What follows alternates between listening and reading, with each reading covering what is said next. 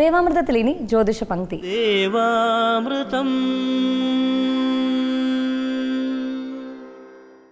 ഇന്ന് 1192 ആണ്ട് മകരമാസം 5-ാം തീയതി, അതായത് 2017 ജനുവരി മാസം 18-ാം തീയതി. ഇന്ന് ബുധനാഴ്ചയാണ്.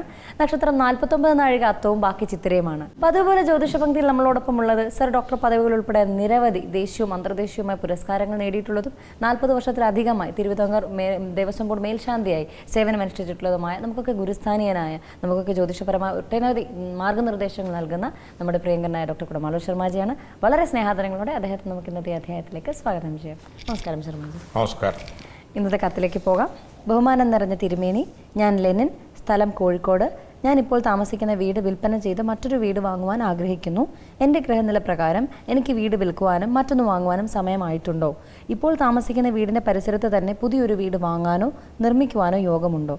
എൻ്റെ ഗ്രഹനിലയും മറ്റു വിവരങ്ങളും താഴെ ചേർക്കുന്നു. വിശദമായ മറുപടി പ്രതീക്ഷിക്കുന്നു എന്ന് ലെനിൻ.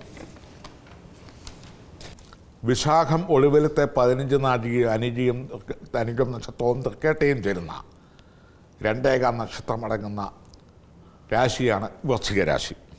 വൃശ്ചിക രാശിക്കാർക്ക് 2016 ആഗസ്റ്റ് മാസം 11-ാം തീയതി മുതൽ 2017 സെപ്റ്റംബർ വരെ വ്യാഴഗ്രഹം ഏറ്റവും ഉന്നതമായ സ്ഥാനമായ 11-ാം ഭാവത്തിൽ അഭീഷ്ടകാര്യസിദ്ധിയായിട്ടും പുതിയ സ്ഥാനമാനങ്ങൾ തേടി വരുന്നതായിട്ടും പുതിയ ആരൂഢത്തിൽ താമസിക്കുവാനുള്ള യോഗവും അതുപോലെ തന്നെ ഗ്രഹ വസ്തു വാഹന കനക വേഷഭൂഷണാദി ഔദ്യോഗിക ലോക ബഹുമാനാദി സ്ഥാന ബഹുമാനാദി യോഗവും ഫലം.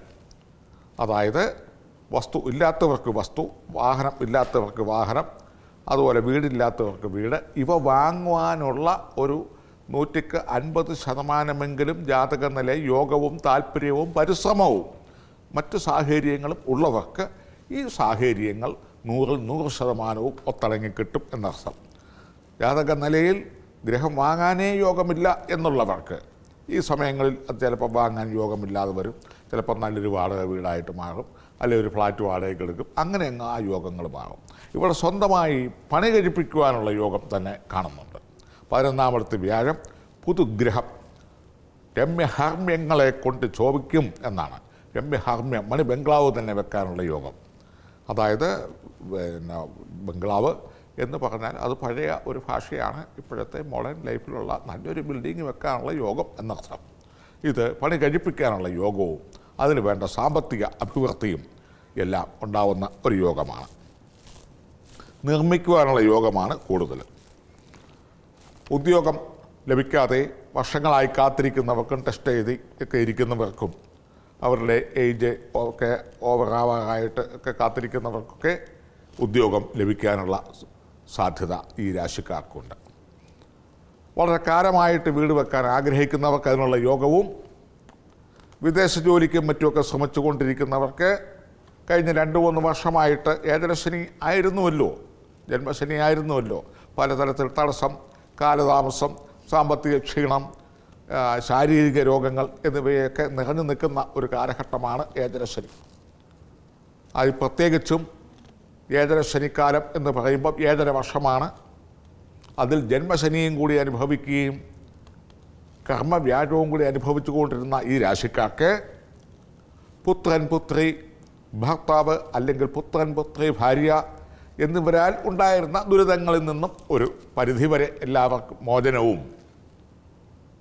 വസ്തുഗ്രഹവാഹനാദികൾ വാങ്ങുവാനോ, വിദ്യാർത്ഥികൾക്കാണെങ്കിൽ ഉന്നത വിദ്യാഭ്യാസം സ്വീകരിക്കുന്നതിനും, ഉദ്യോഗലബ്ധിക്ക് ആഗ്രഹിക്കുന്നവർക്ക് അതിനുള്ള മാർഗവും, അതുപോലെ തന്നെ മറ്റെന്തെങ്കിലും ബിസിനസ് കാര്യങ്ങൾ തുടങ്ങാൻ ആഗ്രഹിക്കുന്നവർക്ക് അതിനുള്ള സുവർണാവസരവും, പുതിയ ലോൺ മുതലായത് എടുക്കുവാൻ അല്ലെങ്കിൽ അത് ലഭിക്കുവാനുള്ള ഭാഗ്യാനുഭവങ്ങളും, കേസ് മറ്റേതെങ്കിലും തർക്ക വിഷയങ്ങൾ മുതലായവയിൽ കുടുങ്ങിക്കിടക്കുന്നവർക്ക് അനുകൂലമായ ജഡ്ജ്മെൻറ്റുകൾ സമ്പാദിക്കുവാനും അല്ലെങ്കിൽ സത്യം പുറത്ത് വരുവാനും സത്യസന്ധമായിട്ടുള്ള അനുകൂല വിധികൾ ഉണ്ടാകുവാനും ഒക്കെ ഉള്ള ഒരു യോഗമാണ് ഈ രാശിക്കാർക്ക്. അപ്പോൾ വീട് നിർമ്മിക്കാനുള്ള യോഗം ഗ്രഹനിലയിലുമുണ്ട്.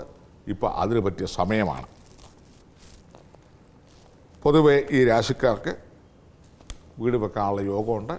2017 ജനുവരി മാസം 28-ാം തീയതി വരെ ശനിയുടെ കാഠിന്യം ഉള്ളതുകൊണ്ട് ഒട്ടുമുക്കാലും വിശാഖ ഒടുവിൽ 15 നാഴിക അനിഴം കേട്ട ഈ നക്ഷത്രക്കാർക്ക് ജനുവരിക്ക് ശേഷം ഫെബ്രുവരി മുതലായിരിക്കും ഈ ഭാഗ്യാനുഭവങ്ങൾ കൂടുതലായി കണ്ടുവരുന്നത്. ഒരു ക്ലാസ് തുടങ്ങുന്ന 10 മണിക്ക് ബെല്ലടിച്ചെങ്കിലും 10 മണി മുതൽ ക്ലാസ് തുടങ്ങില്ലല്ലോ.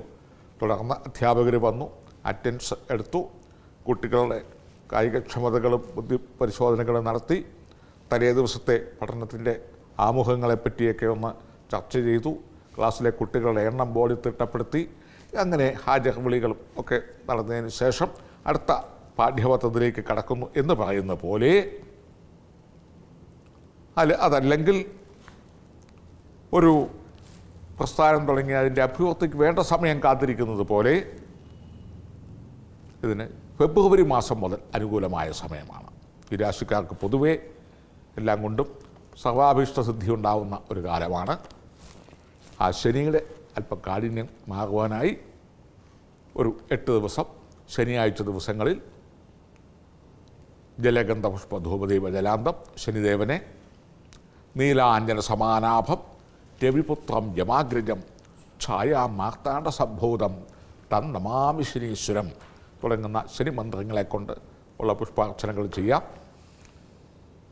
ഈ രാശിയിൽപ്പെട്ട ഉന്നത മേഖലകളിൽ നിൽക്കുന്ന പ്രതിഭകൾക്ക് അവാർഡുകൾ, മറ്റ് പാരിതോഷികങ്ങൾ, പ്രശംസാപത്രങ്ങൾ, അതുപോലെ തന്നെ കലാകായിക രംഗങ്ങളിൽ നിൽക്കുന്നവർക്ക് ഏറ്റവും പ്രസിദ്ധിയുടെ കാലഘട്ടം, അതുപോലെ തന്നെ അഭിനേതാക്കൾക്ക് പ്രത്യേകം അഭിനയിക്കാനുള്ള പുതിയ പുതിയ അവസരങ്ങൾ, അതുപോലെ തന്നെ ജനകീയ പ്രസ്ഥാനങ്ങളിലൊക്കെ നിൽക്കുന്നവർക്ക് അതിന് വേണ്ട അനുഗ്രഹങ്ങൾ, സർവോപരി ഈശ്വരാനുഗ്രഹം കൊണ്ട് നടക്കേണ്ട കാര്യങ്ങളെല്ലാം ഈ സമയത്ത് നടക്കുന്നതാണ്. പ്രത്യേകിച്ച് ഈ ശനിദോഷങ്ങൾക്കുള്ള പരിഹാരാദികൾ ചെയ്ത് മുന്നോട്ട് പോകുക. ഫെബ്രുവരി മാസം മുതൽ വീട് വെക്കാനും പണിയാനും ഒക്കെ ഉള്ള യോഗമുണ്ട്. നല്ല സമയമാണ്. ക്ഷമയോടെ കാത്തിരിക്കുക. നല്ല യോഗമുള്ള ജാതകമാണ് കാണുന്നത്. സർവോപരി എല്ലാ ഭാഗ്യങ്ങളും പതുക്കെ പതുക്കെ നമ്മളെ തേടിയെത്തും എന്ന് തന്നെ കാണുന്നു. ജ്യോതിഷപംക്തിയുടെ ഇന്നത്തെ അധ്യായം ഇവിടെ പൂർണ്ണമാവുകയാണ്. ജ്യോതിഷപരമായ മാർഗ്ഗനിർദ്ദേശങ്ങൾ ഡോക്ടർ കുടമാളൂർ ശർമാജിയിൽ നിന്ന് അറിയുവാൻ ആഗ്രഹിക്കുന്നവർ താഴെ കാണുന്ന നമ്പറിൽ അദ്ദേഹത്തെ കോൺടാക്ട് ചെയ്യാവുന്നതാണ്. പ്രശ്നപരിഹാരങ്ങൾ സ്വായത്തമാക്കാവുന്നതാണ്. നമുക്കൊരു ചെറിയ ഇടവേളയ്ക്ക് ശേഷം തിരികെ എത്താം വാസ്തുശാസ്ത്രവുമായി. ദേവാമൃതം